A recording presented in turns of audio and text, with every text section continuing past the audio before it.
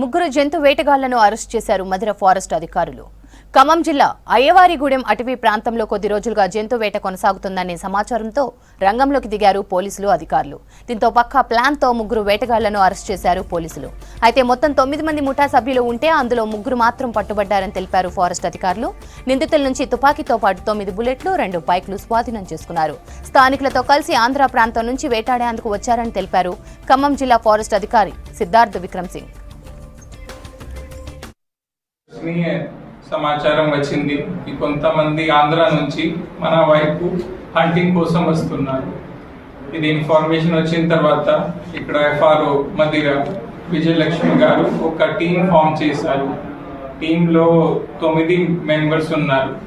అక్కడ భీమావరం అటవీ ప్రాంతంలో పంపించేసి సర్చ్ ఆపరేషన్ జరిగింది. వాళ్ళు రాత్రి దాదాపు 8 గంటల నుంచి అర్ధరాత్రి 2 గంటల వరకు సెర్చ్ చేశారు. ఒక టార్చ్ సిగ్నల్ వాళ్ళకి కనపడింది. ఇది టార్చ్ సిగ్నల్ చూసేసి వాళ్ళు అటు సైడ్ వెళ్ళారు. అక్కడ వాళ్ళకి 2 బైక్స్ మరియు ఒక సింగిల్ బ్యారెల్ గన్, తర్వాత 9 లైవ్ బుల్లెట్స్, 2 యూజ్డ్ బుల్లెట్స్, ఇంకా కొన్ని సీజ్ అయింది. ఇది హంటింగ్ కోచింగ్ ఐటమ్స్. అక్కడ వాళ్ళు మేజర్ గా ఇది చూసిస్తే ప్రొఫెషనల్ కోచర్స్ లాగా కనిపిస్తున్నారు. సో మన వాళ్ళు చాలా డేరింగ్ గా వెళ్ళారు. లైఫ్ థ్రెటనింగ్ సిచ్యువేషన్ లో కూడా మన ఎఫ్ఎస్ఓ యు సురేష్ గాని బి నాగేష్